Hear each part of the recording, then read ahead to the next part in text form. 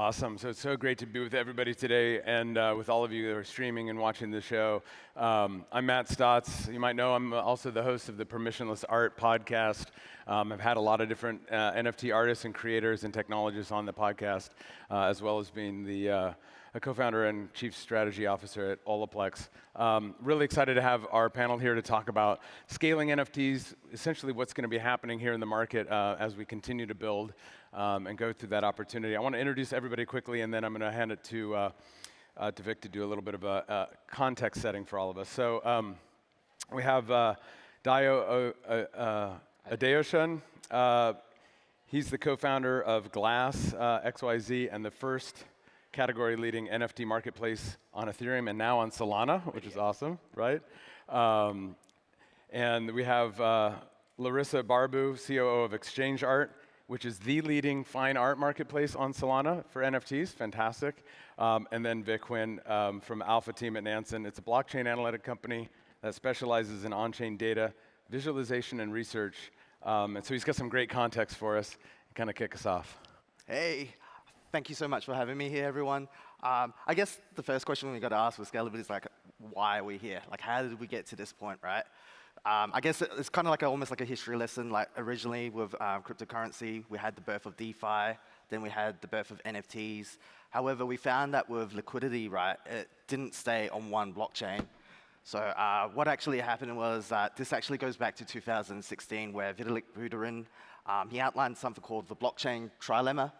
And basically, with a blockchain, right, it's either decentralized, scalability, or security, but you can only be 2 out of 3 successfully, if that makes sense. So in regards to, say, Solana, what happened with that, it's got a hybrid consensus model, which uses proof of history, and that's combined with proof of staking. And in that regards, that resulted in basically a mass adoption, basically because the amount of transactions and the cost of transactions is a lot more scalable. So to kind of give it a perspective, I guess it's like you're comparing like the TPS of around about 13 to about theoretical 65,000 TPS. That kind of rivals like your TradFi payment processes that are available right now in the day and age. But is a Solana NFT exactly the same as, say, one on another blockchain? I'd say no. A, it's not EVM compatible, but B, it's built on Rust as opposed to Solidity. But third, it also has a different token standard. So if we kind of deep dive into a little bit more like the components of a blockchain, it relies on a peer-to-peer network, cryptography, an algorithm, consensus, as well as a reward and kind of like I guess punishment system, if that makes sense. So going back to like I guess like we've got the proof of stake, and the concept of that is that basically nodes of commit to the network, and then they get selected to validate, then they get rewarded for their securing the network, if that makes sense. So we then took proof of history, which is basically now the nodes can be segmented into time slots. And on top of that, the leader nodes, they keep track of time, if that makes sense. And what that means is that the network can validate transactions without the need for the block to fill up. So that reduces the latency, but also increases the throughput. And then as a result of that, that's where the scalability and greater mass adoption occurs, right? Because now you've got lower cost of transactions, you've got multiple transactions on a much greater scale. And then as a result of that, you had key players that entered into the space. People that were minting, people that are trading, people that are collecting, people that are creating, they all gravitated to the space. And although like we don't have that first mover advantage, we do definitely have that greater adoption and global scale advantage. So, Victor, I think you've laid out really well what the kind of technical underpinnings of the Solana network and other competing blockchains are in the space, and then how that has had some effect on NFTs. You know, at Olaplex, we're building enterprise infrastructure for NFT projects that are going to go from 10,000 to 10 million users and more, and 10 million to hundreds of millions or billions of assets and more. And we're bullish on that long term. We're not seeing that now. We're definitely in a different market condition. So I'm going to ask you, Larissa, like, what do you see from creators, and what are you seeing from the market conditions today? What are creators looking for in terms of scalability? Will we see these massive drops or giant growth in the digital assets such as NFT? So I think that from a creator's perspective, what they are looking for is a liquid market, and certainly Solana being the highest growing community, both from a developer perspective and an artist perspective, has helped that massively. The fact that Solana has high transaction speed and really low cost helps a lot with mass adoption, because the promise of Web3 for creators was that they will find new ways to monetize their artworks. However, what happened with a few L1s out there is that the costs are most of the time prohibitive for most of the artists out there. So Solana really helps breaking these barriers and actually delivers on the promise of creating a new place and new technologies to help creators monetize their artworks. Got it. Dio, I'd ask you kind of a similar question. You're doing video NFTs. Now you're taking an awful lot of experience and imagery and kind of locking that up in a single digital asset. What are creators looking for in terms of scalability, and how do you kind of convey that to them, and what do they find important? So I would say that creators are first looking to monetize their creations. Sure. You know, so all video creators typically go from TikTok to YouTube to monetize, and so from a scalability perspective, they would prefer a blockchain that they didn't even really have to know about, you know, where it's like you could buy an NFT and you have less than $30, you know, in your wallet. And so I would say that creators want an accessible blockchain, unlike ETH, which we were on ETH for like a year last year, and we had done drops with like Timbaland, Kygo, and being able to buy an NFT on ETH using MetaMask, the experience was a lot of friction. And so creators really just want like a frictionless experience where they can just buy NFTs super seamlessly. Honestly, if they could do it with a credit card, that would probably be best. The goal is to really just monetize their creations and own what they're creating with the community that shares it together. Absolutely. I think one of the things people are seeing from the Solana blockchain is just that much faster user experience. If you know, you've got obviously lower gas fees, if any at all. That certainly moves things up. Vic, what are you seeing from on the perspective? I know Nansen has really good intel onto what's happening in all of the blockchains, really. So, like, what are you seeing in the NFT market in particular from your vantage point? Yeah, so from my vantage point, we're seeing a lot of interesting, I guess, behaviors from the participants in the space, if that makes sense. We're finding, like, for example, over the time, right? Like, you'll have, like, for example, the creation of DAOs that are designed to specifically collect artwork for creators, and they're forming like kind of like a pool based on just like enjoyment of the art, if that makes sense. Kind of like on one-on-one art kind of level, but also on the other end of the spectrum, you've got people that are collecting the artwork and NFT projects and kind of like flipping it, and then with the intention of kind of like the trading mentality, if that makes sense. And then somewhere in between all that, you've just got the people that just enjoy collecting the art. They just like the art. And then it's kind of like interesting when you observe, say, like you go into their wallet and observe, it's just like the different arrays of someone's collection of NFTs, if that makes sense. So Larissa, you've been doing great work with artists and fine art, I guess you would call it, and you know, really one-of-one artists is another way people to describe these NFT creators. How much more opportunity do you think there is in this category on Solana? Do you see this as a growing market? Have you reached stasis in some way? What's next? I think we're looking at significant growth over the next 1 or 2 years. Largely because we are looking at larger brands that are looking to enter the space. So recently we had Reddit, who just onboarded, 3 million wallets with one collection. We have newly owned Elon Musk Twitter that is looking to bring NFTs closer to their core business model. We have Meta, we have Google, who just announced here at Breakpoint some more support for artists and for NFTs and for Solana. So I think there is great growth that will come in the next 1 or 2 years.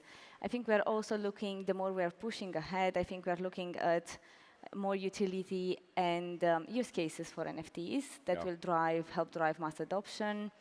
I think we're also looking next year at a continuation of the heated debate on royalties as marketplaces and artists and collectors are figuring out which ones are the best business models that they would like to apply going forward. But Exchange Art will be here to support the creators in their endeavors in the next couple of years. So that's what we see over the next couple of years. I don't think we reached in any way capacity, and I think there is a lot of upside from here onwards. Well, I would agree there's a lot of upside. There's certainly bullish signal from the fact that Instagram is integrating Solana NFTs. Google coming in to support some infrastructure in terms of running validators and providing cloud services. At the same time, those are really big brands, right? These are like the tech giants. Yeah. And so as a startup operator, as a small, relatively to the scale of these tech behemoths, Larissa, how do you think about that with your company in that context? That's some pretty heady potential competition. I don't see much as competition. I see there is just a lot of opportunity going forward. We have our knowledge that we managed to gather over the past year, and we have built a strong community here on Solana as our home. And I think we will be looking to collaborate with all the other big brands that are coming to the space to find the best ways to help creators grow and to deliver on the promise in which we started a year ago to actually help creators make a living and thrive outside of the traditional art model where they depend on a gallery that typically charges between 50 to 70% of their sale price. So we will still be here and we'll be looking to help and to partner with all the actors that can help us deliver on the promise that we've made a year ago. Great. I would paint the same question to you, Dio. So you were talking about your projects, your creators come to you from YouTube. They come to you from Instagram. These are Meta and Google's products, right? So like, how do you feel about this? It's really a good sign, but also potentially challenging. So I think we need context, because we started this because we believe video is the biggest market in the world. And so in the 1960s, 1970s, there were about like 10 video shows, 10 channels. Sure. A few cable networks that own those channels. I think it was fewer than that. Yeah, fewer than that, right? And then in 2005, you had YouTube that came out, and it pretty much just said anyone can make their own channel, anyone can be a star, and YouTube is going to own that network. And now in Web3 in 2021, you had Glass, which came out and said, anyone can create a channel, anyone can become a star, and anyone can own the network that they're creating content for. So I think there's a fundamental issue for Web 2 platforms coming into the space, which comes down to creator ownership of the platform. It's like Ronaldo has how many followers on Instagram. It's like people come to Instagram for Ronaldo. And so I think what we're gonna see is humans are going to get tired of intermediaries like ads getting in between their experience with the people who they want to connect with. We're going to see these live experiences like this where you're making, Timbaland is making $30,000 in 2 hours on his Genesis music video with his Bored Ape. Yeah. And that's an experience that is fundamentally not possible on YouTube. And so I think from a marketing perspective, there's a new tool set. I think from a actual product perspective, there's a new tool set. Ownership of that product perspective, there's a new tool set. And I just think when you have so many different parts of the founder stack being disrupted, I don't think that they're going to be able to get a creator like Tihan from China who has 100 followers on Twitter but can still monetize his video NFT, make $1,000 by getting 50 collectors that are buying his video for $20. So I don't think they're going to be able to compete where we are because we're just a little underneath. But I do think it's great to have these bigger guys come in just to give more validation to the people who still might be on the fence, but I would say hop now if you're on the fence. I hear you. So great way to just put the context out there. Web 2, Web 3, you can't compete with what I love. I think, Dio, this is the first time I've ever heard this, founder stack. We talk a lot about the software stack and the technology stack. At Olaplex, we build an indexer that's fully open source but available for every protocol to read off of the chain. And like we're so deep into that, and then you realize that you've got fundamental economics for the founders, people who want to create and own what they're doing. That's really fundamentally different. Yeah, it's creators are creator businesses now, right? So it's like everyone grew their network on somebody else's platform, and they're realizing that, and they're like, dang it. But now, like, as people collect your NFTs, you have a one-to-one relationship with those people, and then you just keep growing that. And so instead of Mr. Beast giving people a bunch of money 10 years later into his YouTube career, now you have up-and-coming Mr. Beast that is offering you NFTs for $10. You're flipping those for like $30, $40. And as Mr. Beast drops each video, you're monetizing with him throughout his career to the top. Incredible. Plus, there's Beast Burgers now, too, right? I think. Yeah. Right? Yeah, Okay. So we went IRL. Vic, I wanted to get back to some interesting questions around scale. We talked a lot about the technology stack. Dio told us about the founder stack, which is really cool. But there's a financial stack as well in the Solana ecosystem. We're talking about low cost of transactions, but also how does that, general availability of a highly liquid token and many tokenized protocols, how does that accelerate adoption here and create better uses for creators, people who are making NFTs? Definitely, because when you're looking at on a global scale, you want the creator economy to be able to access the tools to be able to create, right? And it's not really possible if it costs hundreds of dollars to actually create their works, if that makes sense. So being able to do transactions for fractions of a cent. And then, for example, you look at Solana Mobile, you're looking at having mobile devices available to all hands kind of thing, to all users. And the experience to be able to onboard people, like say on a Web 2 level and a Web 3, where the experience is pretty much no different in the future. You're now having creators giving more scale in terms of reach than ever before. Amazing. Yeah, I would just add that you're participating in an economy, and so when you come into the Solana ecosystem, there are built-in economics that can really work to the advantage of anyone who's creating. And obviously, you've got liquidity, you've got the ability to trade the assets that you're creating. A lot of fundamental things that I think for the founders who are coming to this space, they really have to appreciate, right?